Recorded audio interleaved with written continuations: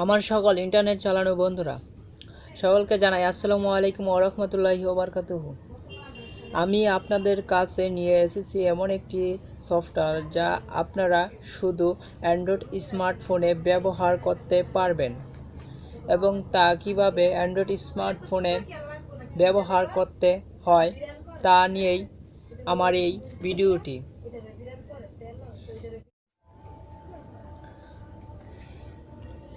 চলো বন্ধুরা, তবে ভিডিওটি শুরু করা হোক।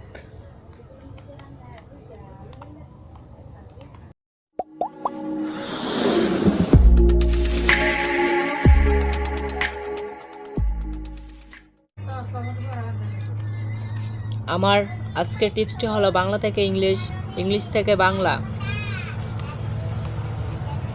তবে বন্ধুরা, আমরা অনেকেই ইংলিশে দুর্বল হয়ে থাকি। তবে আমরা ফেসবুকে স্ট্যাটাসে ইংলিশে দুর্বল বলে বাংলাতে স্ট্যাটাস দেই অনেকেই, আবার অনেকেই ইংলিশে স্ট্যাটাস দেই। যারা ইংলিশে দুর্বল তাদের জন্য আজকের এই টিপসটি। চলুন দেখা যাক। আপনারা প্রথমে প্লে স্টোরে যাবেন। প্লে স্টোর থেকে বাংলায় ইংলিশ সার্চ করবেন। সার্চ করার পরে দেখুন বন্ধুরা, আমার তীরটি যেখানে এই সফটওয়্যারটি আপনারা ইনস্টল করে নেবেন আপনার স্মার্টফোনে।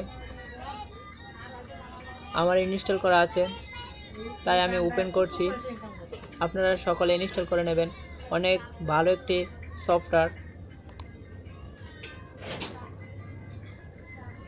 দেখেন, আমরা অরিজিনাল টেক্সট বাংলাতে লিখি।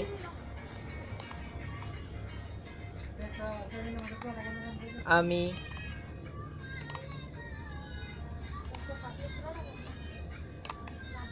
একটি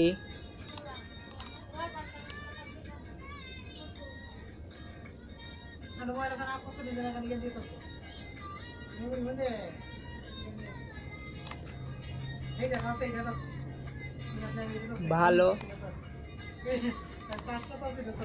বালক। দেখেন বন্ধুরা, আমি লিখেছি আমি একটি ভালো বালক।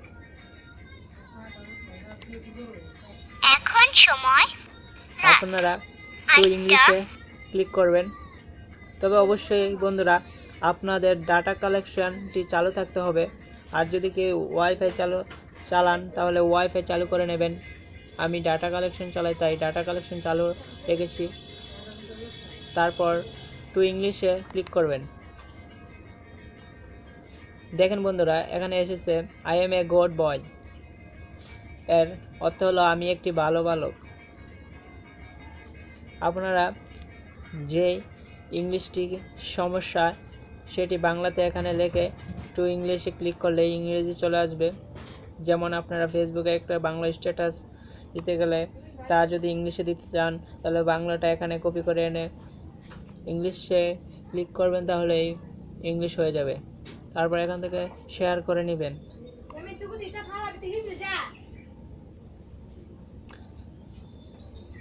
দেখেন বন্ধুরা, এখানে কপি টু কপিবোর্ড এখান থেকে কপি করে নেবেন। তারপরে আপনি যেখানে খুশি সেখানে পোস্ট করতে পারবেন। যেমন আমি আমার ইমোতে যাই।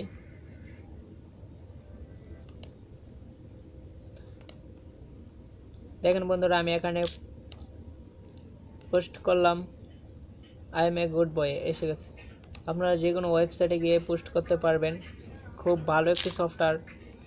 আর যদি আমার এই ভালো সফটওয়্যার টিপসটি আপনাদের কাছে ভালো লেগে থাকে